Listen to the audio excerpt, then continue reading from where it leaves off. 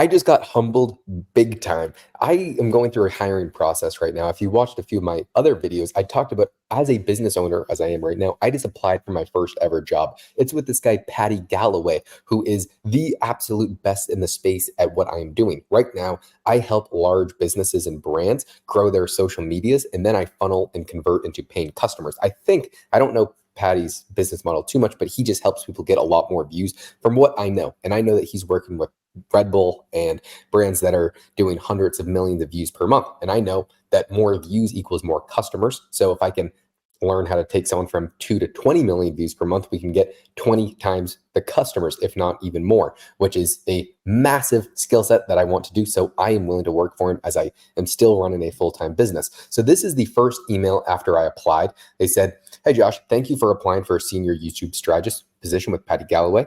We are impressed with your application and experience. We would like you to invite you to our second round. Linked below is a Google form with 2 sets of prompts we would like you to answer with a video recording using loom.com and submitting a link to the video recording with a Google form submission. Deadline is 8 p.m. So there is a ton of psychological tactics that they did here. They are making sure that you can know and you are competent enough to follow some rules. So there's 2 different sets of prompts that you are going to be answering.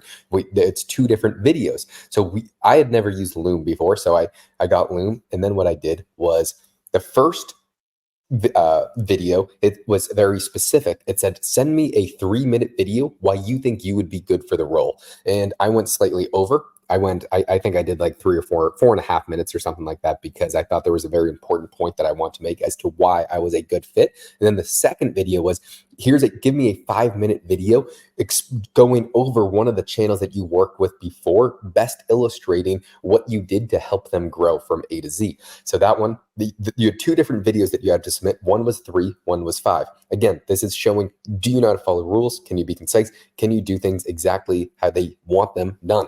And I thought that was absolutely brilliant. So I did that, got to the next step into stage 3. So hope we're having a good week so far. And here's our third and penultimate round. The round will consist of a 1-hour time assessment that will put your YouTube strategist skill to the test. Below is a Google form with the available time slots for the assessment, blah, blah, blah. What you'll need: internet connection, access to a microphone, or access to Google, etc.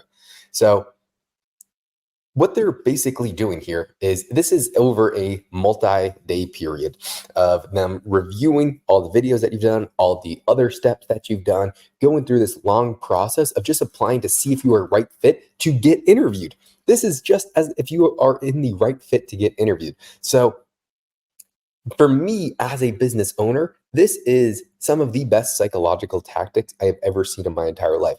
I am so hyped to get to work with these guys, because there's such a, they are not just letting anyone in. Before, when I hire people right now, it's mainly low-skilled labor. But what I'm doing is posting a job board, giving them some sort of trial task. They give me the trial task back, and then I give them an interview. But they are going 10 steps further than that. They are doing like basically what I do when I'm converting someone into a paid customer. What you do when you're really trying to convert organic or warm traffic, or warm or cold traffic, which is just either someone who knows about you or doesn't know about you, into a lead and into a customer, let's say from either an ad or from a YouTube video or from a Twitter post or anything. What you do is usually an email sequence. And what you're doing is you're trying to nurture that audience so they become a much warmer lead, so you can address the problems that they have. And from their problems, you can present the solution, which is the solution is most likely the product that you have to sell them. And then you give them some sort of discount and urgency. And there's a bunch of things that are pretty well known in the marketing space to get that to happen. But they are using those same psychological concepts to hire a freaking employee, which I think is brilliant. I think is absolutely brilliant. So then today I actually took the test. So this was a 1-hour YouTube assessment, and it was tough. This was really tough. So there was 4 total sections. How you can come up with ideas, how you can package, how you can read retention, and how you can analyze videos. So this entire thing was so well thought out. This was like, they send you this 5 minutes before the test, and then you have to submit it at 5 minutes after. So I got this at 8:55 a.m. and I had to submit it by 9:05 a.m. So I had 1 hour. It was incredible, absolutely incredible for the integrity of these guys. I'm not going to show you exactly what they had you do, but all of it was exactly what I would have wanted if I was hiring someone for some sort of position. So this is, I am so happy that I at least applied for this job because I can use these concepts in the future to allow me to hire people at a much better rate. And if I get the job, or if I am so confident in my abilities that I completely crushed this segment. And I know that I'm going to go through the interview process because I know that I'm good at what I do. And I know that I gave really good answers. So I'm most likely going to get to the interview process. And the next step is an interview with Paddy Galloway. Thus far, I've only talked to someone who works for him, and I didn't want to show his email address, which is why I took screenshots of the email. But anyway, if I do get the interview with Paddy, I'm going to tell him, hey, I'm not an employee. I'm not. Why don't you hire me as an independent contractor? You will not be able to tell that I'm not a full-time employee from you. And I'm going to tell him explicitly clear, I will make you a ridiculous amount of money. I promise you that. I am also not planning to work for you for the long run. I'm looking to grow my business, and I'm willing to give you a piece of it. I'm in my video response. I showed him screenshots that I have, and I'm actually going to share my screen, and I'll show you guys. This was a very long time ago. This was in October 2012, October 12th, 2023. I said, hey, Paddy, right now I'm currently making about $20,000 per month. However, I think that would increase so much working together, and I'm willing to pay you the full $20,000 per month I am making right now.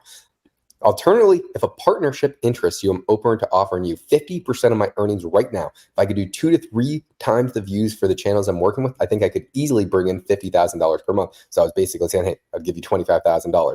I was offering him this a long time ago because he's the best. This is what you do. I said, dude, I will pay you freaking 20 grand per month. I obviously didn't get an answer. But when I said I've done hundreds and hundreds and hundreds of cold outreach, I've done hundreds and hundreds of cold outreach. And then when there's an opportunity like this, I jump on it. So when I said that there was a 3-minute interview of why you think you deserve to get this role and why I said I went slightly over, it was because I was showing, dude, I already said I'd freaking pay you every single cent that I'm making. So where I was going with that is if I'm going to try and structure instead some sort of partnership where I'll take on new clients, we'll help each other, I'll do everything he would want from me and more. And I said, I'm going to grow my business and take the 100 grand a year that you would pay me and invest all of it into employees to grow your business to the highest possible degree.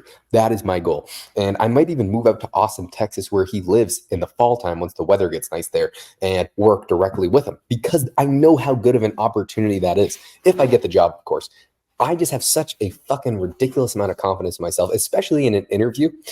I as confidently as I can one-on-one.